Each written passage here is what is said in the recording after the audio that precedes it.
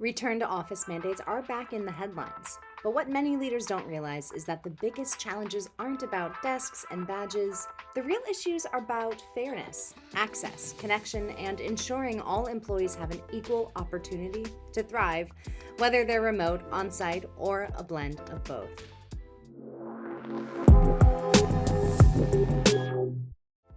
Hi, I'm Kristen with Unexpected Virtual Tours and Training.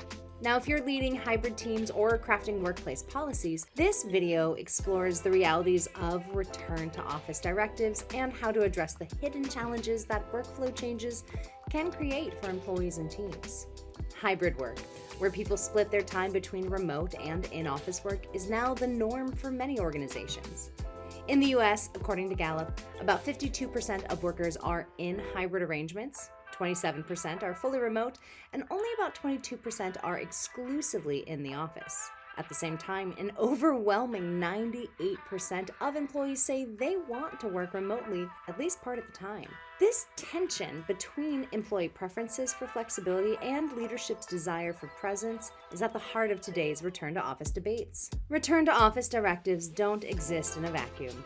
They interact with the very real challenges of hybrid work that affect employee experience and growth. In hybrid environments, employees who spend more time in the office often have more access to informal conversations, networking, and visibility with leadership. When that happens, individuals who work remotely more often may struggle to gain the same recognition, connections, and career momentum. External research supports this concern. Hybrid and split roles can create new spaces of inequality in how work is done and evaluated. This isn't just about physical presence, but also about who gets seen and heard. Communication across hybrid teams gets harder when there are mixed expectations about where and how work happens. Harvard researchers note that hybrid work can introduce communication challenges and lack of transparency about expectations around location and participation. When people have different work environments, it's easy for information to be shared unevenly, or for remote contributors to feel left out of spontaneous discussions that happen in person. Another reality is that rigid return-to-office policies may unintentionally create unfair situations for employees with caregiving responsibilities, long commute times, or different home situations. Studies have found that hybrid work can improve job satisfaction and reduce turnover, especially for non-managers and those with long commutes. At the same time, hybrid models that are poorly implemented can result in some employees feeling disconnected or overlooked. These dynamics matter because when people feel seen, supported, and fairly evaluated, regardless of where they sit, engagements and performance rise.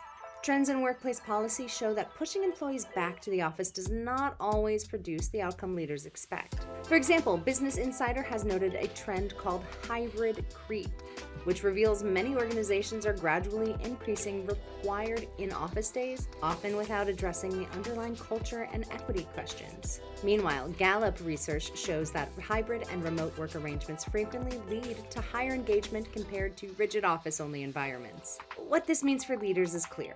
It isn't simply about where people work, it's about how opportunities, recognition, and resources are distributed across work environments. So if returning to the office isn't a silver bullet, what can organizations do to ensure fairness and stronger team cohesion? Number 1, clarify expectations and policies. Be transparent about how hybrid work works, not just where people should be. Clear, role-specific guidelines help prevent assumptions about who is visible or present in the workplace. Number 2, invest in equitable collaboration tools. Use platforms that ensure remote voices are heard just as clearly as on-site ones. Structured interaction formats, inclusive meeting leadership, and visual tools help level the playing field. Number 3, track outcomes, not location. Measure performance and participation by results and contribution, not time spent in the office.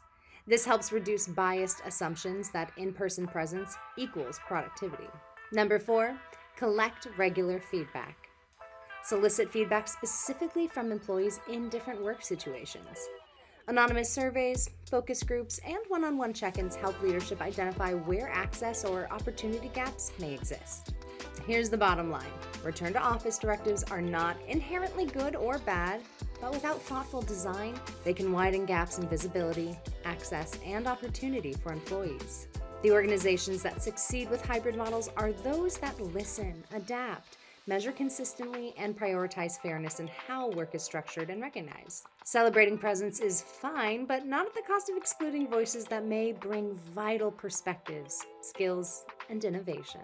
Now, if you want help designing leadership learning or virtual team experiences that support every employee, visit unexpectedvirtualtours.com to explore our workshops and team programs. And don't forget to like, subscribe, and follow for more insights on hybrid work challenges and practical workplace solutions.